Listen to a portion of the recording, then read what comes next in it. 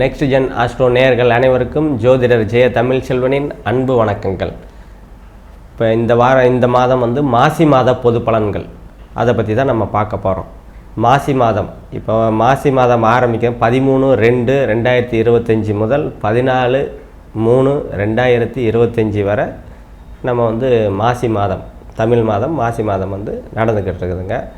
அதே மாதிரி சூரியன் வந்து கும்பத்தில் இருப்பார், புதனும் கும்பத்தில் 14 நாள், மீனத்தில் 16 நாள், சுக்கிரன் வந்து மீனத்தில் 30 நாளும் உச்ச நிலையில் தான் இருப்பார், செவ்வாய் வந்து மிதுனத்தில் வக்ர நிலையில் இருப்பாங்க. இதுதான் வந்து அதாவது இந்த மாதத்தும் கிரகங்கள் வந்து பெயர்ச்சி நிலைகள் வந்து மீதி குரு சனி ராகு கேதுங்கள்லாம் அது அவங்கவுங்க இருக்கிற இடத்துலையே தான் இருப்பாங்க. சனி பெயர்ச்சி அதே மாதிரி சனி பெயர்ச்சி மார்ச் 29 திருக்கணித முறைப்படி மார்ச் 29 சனி பெயர்ச்சி ஆகுது. அதே மாதிரி மே 14 குரு பெயர்ச்சி வருது, மே 30 ராகு கேது பெயர்ச்சி வருதுங்க. கடகராசி நாயகன் வந்து ராசிநாதன் வந்து சந்திரன். இப்போ கடகராசிக்காரங்க அஷ்டமத்து சனியிலேருந்து விலக போகிறீங்க. மார்ச் 29 சனி பெயர்ச்சி வருது. அதனால் வந்து கடகராசிக்கு அஷ்டமத்து சனி முற்றிலும் வந்து விலக போகுது. ஒரு 2 வருஷமாகவே நீங்கள் வந்து படாத வேதனைகள்லாம் பட்டுருப்பீங்க. அதெல்லாம் இப்போ வந்து ஒரு மார்ச் 29ஆம் தேதி பிற்பாடு சனி பெயர்ச்சிக்கு அப்புறம் முற்றிலும் உங்கள் அஷ்டமத்து சனி விலக போகுது. உங்களோட 2ஆம் இடத்தை வந்து சனி ஏற்கனவே பார்த்துருக்கிறதுனால பணவரவு தனவரவெல்லாம் கொஞ்சம் கம்மியாக தான் இருக்குது. அதான் குடும்பத்தில் கொஞ்சம் கருத்து வேறுபாடு இருக்குது. இப்போ பாசிட்டிவாகவே நம்ம சொல்லிட்டு போயிடலாம். ஏன்னா 3ஆம் இடம் வந்து குருவோட பார்வை இருக்கிறதுனால இளைய சகோதரனால் அனுகூலங்கள் ஆதாயங்கள்லாம் இருக்குது. சுக்கிரனும் பார்க்குறதுனால இளைய சகோதரனால் கை கொடுக்கக்கூடிய தன்மைகள் இந்த காலகட்டத்தில் உங்களுக்கு இருக்குது. அதே மாதிரி 4ஆம் இடம் இயல்பாக இருக்கிறதுனால தாயால் அனுகூலங்கள் ஆதாயங்கள் நல்லா இருக்குது. வீடு வாகனம் வாங்கக்கூடிய யோகங்கள்லாம் இந்த காலகட்டத்தில் நல்லாவே இருக்குது. அதே மாதிரி 5ஆம் இடம் கடகராசிக்கு 5ஆம் இடத்தை சனியும் பார்க்குறாரு, குருவும் பார்க்குறதுனால குழந்தைகளும் உங்கள் பேச்சை கேட்பாங்க. நீங்களும் வந்து குழந்தைகளை புரிஞ்சு நடந்துக்கக்கூடிய தன்மைகள் வந்து நல்லாவே இருக்குது. அதே மாதிரி உங்களோட 6ஆம் இடத்தை செவ்வாய் பார்க்குறதுனால வேலைகளில் கொஞ்சம் கவனமாக இருக்கிறது உங்களுக்கு நல்லது. வேலைகளில் கொஞ்சம் குறை சொல்லுவாங்க, அந்த குறைகளை பொறுத்து உங்களுக்கு போகிறது நல்லது. ஏன்னா கோவப்படாதீங்க. ஏன்னா வேலைகளில் சிக்கல் இருக்க தான் செய்யும். செவ்வாய் பார்க்குறது 6ஆம் பாவத்தில் பார்க்குறதெல்லாம் இன்னும் கொஞ்சம் கூடுதலாக உங்களுக்கு இருக்கும். விட்டு கொடுத்து போகிறது உங்களுக்கு பொறுத்து போகிறது உங்களுக்கு நன்மையை கொடுக்கும். அதே மாதிரி உங்கள் ராசிக்கு 7ஆம் இடத்தை வந்து குரு பகவான் பார்க்குறதுனால மனைவி வழி மூலியமாக தனலாபங்கள் வரும். மனைவி வந்து உங்களை புரிஞ்சிப்பாங்க. போன வருஷம் வரைக்கும் இருந்த கருத்து வேறுபடாமலாம் நீங்கி இப்போ சரியாகக்கூடிய தன்மைகள்லாம் இப்போ உருவாகும்.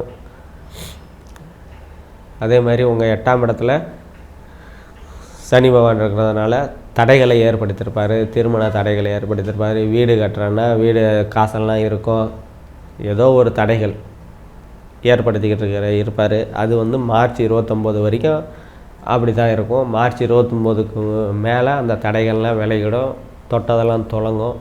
எல்லாமே நல்ல ஒரு பண வரவு தன வரவெல்லாம் வரக்கூடிய தன்மைகள்லாம் உங்களுக்கு மார்ச் மாதத்துக்கு மேலே தான், மார்ச் 29க்கு மேலே தான் உங்களுக்கு வந்து நல்லாவே இருப்பீங்க, நல்லா இருக்க போகிறீங்க. 9ஆம் இடத்துல சுக்கிரன் வராரு, புதன் வந்து அங்கே நீச்சமாவார், சுக்கிரன் வந்து அங்கே உச்சமாவார். சரியா? 9ஆம் இடத்துல ஒரு நல்ல தன்மை ராகுவும் இருக்கிறாரு. அதனால் ஒரு தந்தை சார்ந்து அமைப்புகள்லாம் நல்லாவே இருக்கும். தந்தையால் அனுகூலங்கள் ஆதாயங்கள் நல்லா இருக்கும். தந்தை வழி உறவுகளால் அனுகூலங்கள் ஆதாயங்கள்லாம் உங்களுக்கு நல்ல விதமாக கிடைக்கக்கூடிய தன்மைகள் உண்டுங்க. அதே மாதிரி 10ஆம் இடத்தை சனி பகவான் பார்க்குறதுனால தொழில்கள்லாம் வந்து ஒரு 2 வருஷமாகவே டல்லாக தான் போய்கிட்டு இருக்குது. இருந்தாலும் லாபங்கள் குறையலை. ஏன்னா லாபஸ்தானத்தில் குரு பகவான் இருக்கிறாரு. அதனால் வந்து தொழில் டல்லாக போனாலும் வர வேண்டிய லாபங்கள் வந்து உங்களுக்கு கரெக்டாக தான் வந்துக்கிட்டு இருக்கு. அதில் குறைவு இருக்காது. அதே மாதிரி மூத்த சகோதரர்களால் அனுகூலங்கள் ஆதாயங்கள்லாம் உங்களுக்கு நல்லாவே இருக்குதுங்க. அதே மாதிரி 2வது திருமணம், முதல் திருமணம் முறிவு ஏற்பட்டு 2வது திருமணம் பார்த்துக்கிட்டு இருக்கிறவங்களுக்கெல்லாம் உங்களுக்கு ஆகக்கூடிய தன்மைகள்லாம் உண்டுங்க. சனி பயிற்சிக்கு பின்னாடி தான் அஷ்டமத்து சனி காலங்களில் திருமணங்கள் பண்ணிட்டு மனமுறிவெல்லாம் ஏன்னா அஷ்டமத்து சனி காலம்லாம் திருமணம்லாம் பண்ணவே கூடாது. அதே மாதிரி 6, 8 தசாபுக்தி வந்தால் அதுவும் பண்ணக்கூடாது. அந்த மாதிரி அமைப்புகள்லாம் ஏற்கனவே பண்ணி வச்சு பிரச்சனையில் இருந்தீங்கன்னா 2வது திருமணம் அப்படின்னா உங்களுக்கு இந்த காலகட்டத்தில் நல்லா தான் இருக்குது.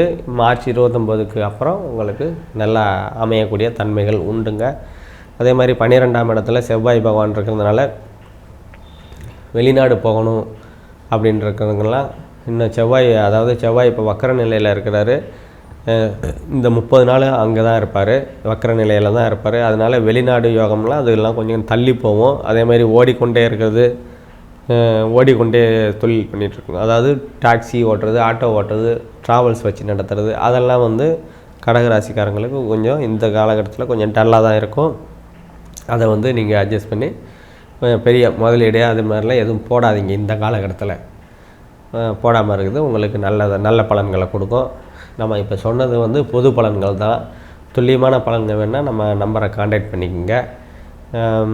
எப்பயுமே இப்போ வர்றதுக்கு முன்னாடியே நம்ம சொல்லிடுறோம். அதனால் ஏதாவது ஒரு பெரிய விஷயங்கள் பண்ண போகிறீங்க அப்படின்னா, திருமணமோ இல்லை வேலை இல்லை தொழில் பண்ண போகிறீங்க அப்படின்னா ஒரு கலந்துக்கிட்டு கலந்தாய்வு பண்ணிக்கிட்டு நீங்கள் பண்ணிக்கிறது உங்களோட எதாக இருந்தாலும் வலிகளையோ வேதனைகளையோ பாதியாக வந்து குறையக்கூடிய தன்மைகள் இருக்கும். அதனால் எதாக இருந்தாலும் கன்சல்ட் பண்ணிட்டு செய்யுங்க. இப்போ கீழே நம்ம நம்பருக்கும் கான்டாக்ட் பண்ணிங்க. நன்றி, வணக்கம்.